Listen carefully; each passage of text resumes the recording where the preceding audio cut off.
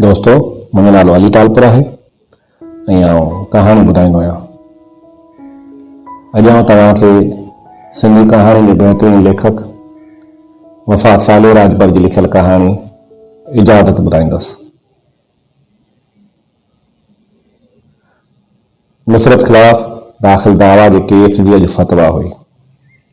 ज़ाहिद जे वकील दावा खे साबित करण लाइ दलीलनि जा वाड़ वाहे वरतल फीस ते हक़लाल ठपो हणी वेठो त नुसरत जे वकील ऐनक खे रंगले रुमाल सां उघी अखियुनि ते रखी इत्मीनान सां उथी जज अॻियां आर्ग्यूमेंट ॾियण लाइ अची बीठो।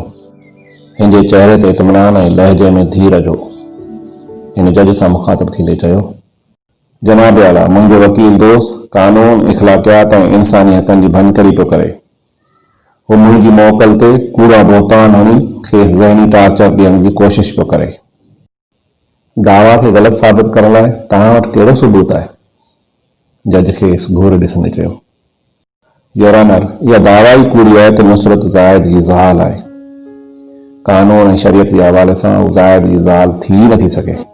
वकील ॻाल्हायो, पर नुसरत जे माउ पीउ समेत ॻोठ वारनि जूं शाहिदियूं त ज़ाहिद जे हक़ में आहिनि। जज ॻाल्हायो, जनाब आला, पोइ बि नुसरत ज़ाहिद जी ज़ाल थी नथी सघे। वकील जे लहजे में एतमाद हो। निकाहनामो मौजूदु आहे ऐं निकाह पढ़ाईंदड़ मौलवी जी शाहिदी बि दावा जे हक़ में आहे। जज पहिरियों बात में ॾेई चयो, जनाब आला, उन ॻाल्हि खां इनकार न आहे त निकाह पढ़ियो वियो आहे, पर पोइ नुसरत ज़ाहिद जी ज़ाल न आहे। वकील ॻाल्हायो, घोट कुंवार जा वकील ऐं निकाह जा शाहिद बि त मौजूदु आहिनि। जज ॻाल्हायो, जनाब आला, न रुॻो एतिरो पर निकाह जे हक़ मोहर बि लिखियलु आहे ऐं ॻोठ वारनि निकाह जूं खारकूं बि खाधियूं आहिनि, पर पोइ बि नुसरत ज़ाहिद जी ज़ाल न आहे। वकील ॻाल्हायो। जज समेत कोर्ट में वेठल समूरा माण्हू हैरत जे कुन में गोता खाइण लॻा हुआ। खेनि सम्झ में ई न पियो आयो त वकील दावा खे रद्द ॾियण बदिरां तस्लीम बि करे पियो, पर पोइ आख़िर में उन सचाई खां इनकार छो पियो करे। जज पहिरियों वात में ॾेई खेसि घूरे ॾिसी रहियो हो। अदालत जे कमरे में माठार छायल हुई। ज़ाहिद जो वकील उथी बीठो ऐं जज खे मुखातिब थींदे चयाईं, जनाब आला, मुंहिंजो वकील दोस्त अदालत जो क़ीमती वक़्तु ज़ाया पियो करे। वटसि दावा खे ग़लति साबित करण लाइ को बि मैकूल दलील न आहे। नुसरत जे वकील जे चपनि ते तंदिया मुर्क विखरी वई। हिन धीरज सां वाराणियो, जनाब आला, अदालत सबूत जो आऊं न, पर मुंहिंजो वकील दोस्त वक़्तु ज़ाया पियो करे। हू पाणी पियो विलोड़े। पर तूं पंहिंजे मौक़िफ़ खे आख़िर कीअं साबित करे सघे थो? जज साहिब ॻाल्हायो, योर ऑनर, आउं जेको कुझु चवां पियो उहो सच आहे। वकील चयो, तूं उनखे साबित कीअं थो करीं? जज जे लहजे में तजसुस गॾण बेदारी हुई। सर मञा थो त ज़ाहिद जो नुसरत सां निकाह बि थियो आहे। शाहिद गवाह पंहिंजी जाइ ते कूड़ नथा हणनि। वकील ॻाल्हायो, पर ज़ाहिद जे वकील संदसि जुमिलो अध में कटींदे वाराणियो, पोइ नुसरत ज़ाहिद जी ज़ाल न थी त छा भेण थी? अदालत जे कमरे में टहिकड़ो पइजी वियो ऐं माण्हुनि जो भौंको वधी वियो। जज वेठड़नि खे ख़ामोश रहण जी हिदायत कंदे चयो, छा तव्हांजा आर्ग्यूमेंट मुकमल थिया? जज चयो, योर ऑनर, आर्ग्यूमेंट मुकमल न, पर शुरू थिया आहिनि। सच त अञा रहियल आहे। वकील ॻाल्हायो, त पोइ मुकमल करियो। जज ॻाल्हायो। वकील विटनेस बॉक्स में बीठल पंहिंजी मोकल नुसरत न ॾिठो, जंहिंजे चहिरे ते परेशानी जा के बि आसार न हुआ।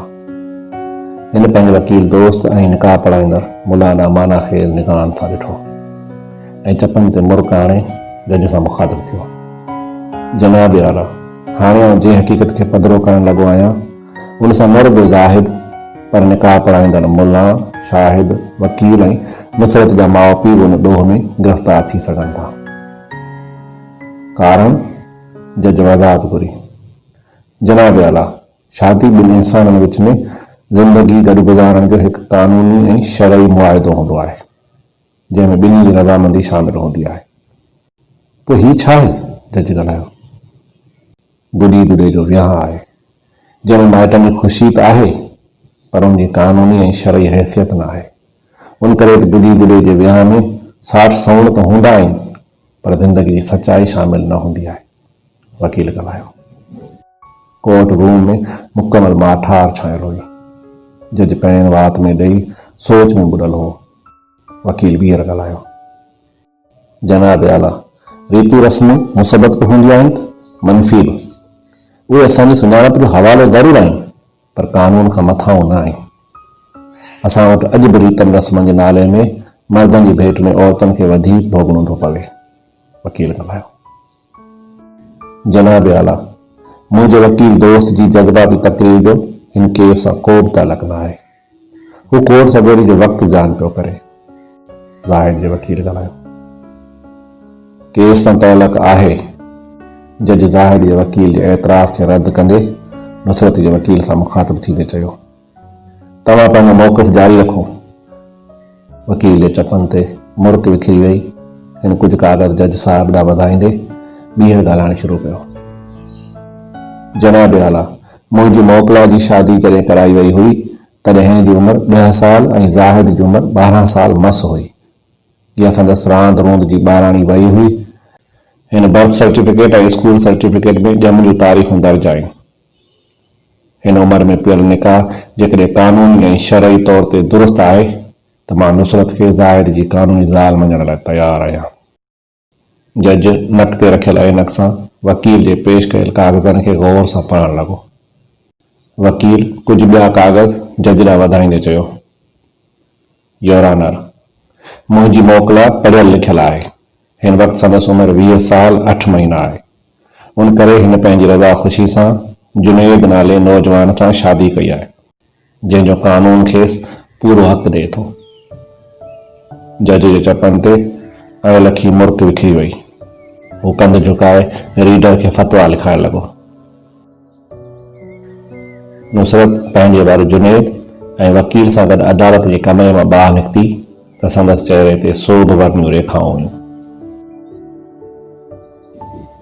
बसि दोस्तो, इहा हुई अॼु जी कहाणी, जेका उमेद आहे तव्हांखे ज़रूरु पसंदि आई हूंदी। दोस्तो, तव्हांखे हीअ कहाणी जो सिलसिलो कीअं लॻी रहियो आहे, उन बाबति कमेंट सेक्शन में वञी पंहिंजी राय लिखंदा। ऐं हा, जेकॾहिं तव्हां नवां आहियो त मुंहिंजे हिन यूट्यूब चैनल खे सब्सक्राइब कंदा ऐं उन सां गॾु बेल जी घंटी खे पिणु दॿाईंदा त जी हर ईंदड़ नई कहाणी तव्हां ताईं आसानी सां पहुची सघे। ऐं हा, जेकॾहिं तव्हांखे हीअ कहाणी पसंदि आहे त हिन खे लाइक कंदा ऐं पंहिंजे दोस्तनि सां शेयर पिणु कंदा। तव्हां सभिनी जी वॾी वॾी महिरबानी। Thank U.